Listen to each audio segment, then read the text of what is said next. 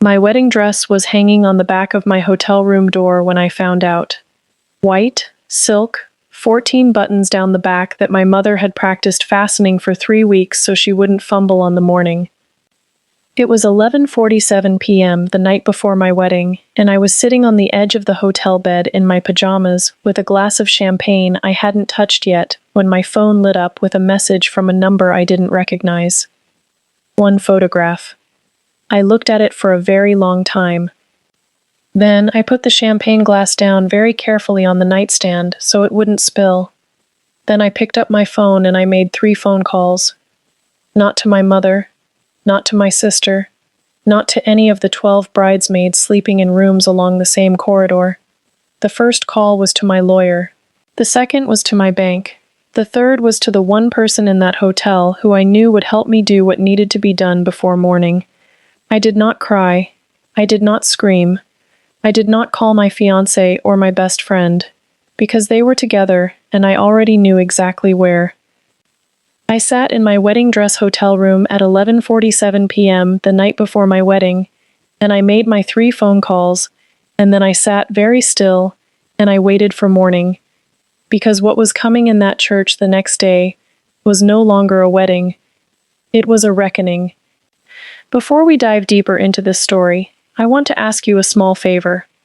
If you're new here, please hit that subscribe button right now. We are on our way to 2,000 subscribers, and we are not even halfway through. Every single one matters deeply to me. And if this story already has you feeling something, go ahead and tap that like button. It takes 2 seconds, and it truly means the world. Thank you. Now let's get into it. Her name was Claire. We had been best friends for 14 years. 14 years of shared secrets, and 2 a.m. phone calls, and knowing each other's coffee orders, and finishing each other's sentences, and showing up at each other's doors without calling first, because that was the kind of friendship we had. The kind that doesn't need permission, or announcement, or explanation. The kind you build so slowly and so carefully over so many years that you stop questioning it entirely. You stop asking whether it is real, because it has always been real. It has always been the most real thing you have.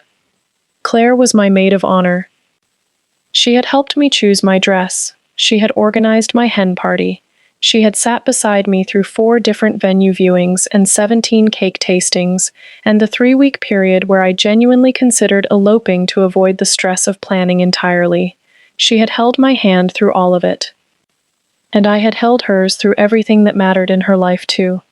The breakup that almost broke her at 24, the job loss at 27, the health scare at 29, that turned out to be nothing but felt like everything for 3 terrible weeks. We had been each other's person.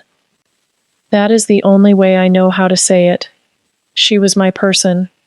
And Daniel, my fiancé of 3 years, the man I had chosen deliberately and carefully, and with complete certainty, the man I had built a life and a home and a future with. He was supposed to be my person too. I had trusted both of them with everything I had. I want you to hold that thought as I tell you what happened next. Looking back now, I can see the signs clearly. The way Claire's laugh changed slightly when Daniel walked into a room. The way he would sometimes look at his phone and say nothing, and put it face down on the table. The way they occasionally finished each other's sentences at dinner, in a way that felt different from the comfortable familiarity of people who have known each other through me for 3 years. But I didn't see it then. Because when you trust people completely, you stop looking for reasons not to. The first thing that genuinely made me pause happened 6 weeks before the wedding. I came home early from a work meeting that had been canceled last minute. Daniel's car was in the driveway. Claire's was parked 2 houses down the street, which I noticed only because she never parked that far away when she visited. I walked into my own house and found them sitting at my kitchen table with 2 cups of coffee between them. Nothing was happening. Nothing looked wrong. But something felt wrong in the specific way that things feel wrong before you have any evidence. A slight shift in the air, a half-second too long before they both looked up, a smile on Claire's face that disappeared just a fraction faster than it should have. I said nothing. I made myself a cup of tea and sat down and joined the conversation. and told myself I was imagining things. I was not imagining things. 3 weeks before the wedding, I hired a private investigator. Not because I wanted to find something, but because I needed to know with certainty either way before I walked down that aisle. Because I was not the kind of woman who could build a marriage on a feeling she had never resolved. He delivered his report on a Thursday afternoon in a brown envelope that I put in my bag and carried for 6 hours before I opened it. When I finally opened it, I was sitting alone in my parked car outside my office building at 7 in the evening. I read every page. Then I put it back in the envelope. Then I called my lawyer. I want to pause here for a second, because I know some of you listening right now have felt exactly this, that moment when something feels wrong before you can prove it, and everyone around you tells you that you're imagining things. If that's you, I see you. Drop a comment below and tell me your story. And if you haven't subscribed yet, please do it now. We are building something special here together, and I want you to be part of it from the beginning. My lawyer's name was Mrs. Okonkwo, a small, precise woman in her 50s who had handled my business contracts for 4 years and who I trusted completely, and who, when I called her at 7:15 on a Thursday evening and told her what I had just read, said nothing for exactly 5 seconds and then said, "Tell me what you need." Over the next 3 weeks, while I continued planning my wedding, attending fittings, responding to venue emails, smiling at Daniel across the dinner table every evening, Mrs. Okonkwo worked quietly and thoroughly in the background. The house we shared was in both our names. We separated it. The joint savings account, 3 years of careful building, we separated that too. The business I had started 2 years into our relationship and that Daniel had a minority stake in, Mrs. Okonkwo handled that as well. By the time the night before my wedding arrived, everything that was mine was legally, completely, permanently mine. Daniel did not know. Claire did not know. Nobody knew except Mrs. Okonkwo and my bank manager and the one friend I had called that night.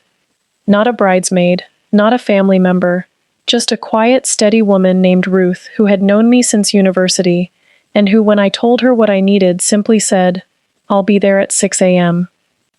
So when the photograph arrived at 11:47 p.m. the night before my wedding, I was not destroyed by it. I was ready for it. I made my 3 phone calls.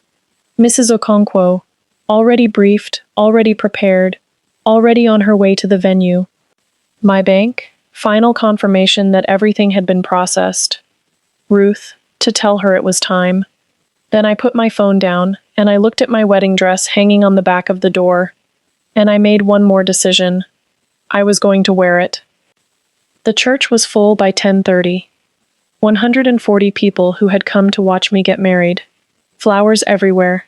Music playing softly. Afternoon light coming through the stained glass windows in the way I had imagined for months. I walked down that aisle in my white silk dress with 14 buttons down the back that my mother had fastened perfectly that morning without fumbling once. I walked slowly. I looked at every face as I passed. Daniel was standing at the altar looking at me with an expression I now understood completely. Not love, exactly. Something more complicated and more guilty than love. Claire was standing to the left of the altar in her bridesmaid dress. She smiled at me as I approached. I smiled back. The officiant began. He got as far as the second paragraph before I raised one hand gently and said, "I'm sorry. Before we continue, there is something I need to share with this room." The silence was absolute. I turned to face the 140 people who had come to watch me get married, and I told them the truth. Not dramatically, not with tears or raised voice or trembling hands. Calmly, clearly, the way you speak when you have had 3 weeks to prepare exactly what you are going to say, and you are no longer afraid of any of it. When I finished speaking, I turned to Mrs. Okonkwo, who was standing quietly at the back of the church. She nodded once. I looked at Daniel. I looked at Claire. And I said, "The paperwork is already done. The house is mine. The account is mine. The business is mine. You are both welcome to leave." Then I handed my bouquet to my mother, picked up my bag from the front pew where Ruth had placed it that morning, and walked back down that aisle alone. Through 140 people who did not make a single sound, out through the church doors, into the sunlight. And that is my story. 14 years of friendship, 3 years of love, 3 weeks of preparation, and one morning that changed everything. Let me be completely honest with you now. If I were in this situation, what would I have done? Exactly what she did. Not one day earlier. Not one confrontation sooner. Because confronting them the moment I found out would have given them time to prepare. Time to move money. Time to build their story. Time to make me look like the unstable one who ruined her own wedding over a feeling. The 3 weeks of silence gave her something far more powerful than a confrontation ever could have. It gave her everything that was hers. Secured, permanently, before they even knew she knew. And walking into that church, wearing that dress, walking down that aisle, standing at that altar, and then choosing herself in front of every single person who loved her, that was not weakness. That was the most powerful thing I have ever heard of a woman doing. And to anyone who has a best friend and a partner in their life right now, I say this gently but honestly.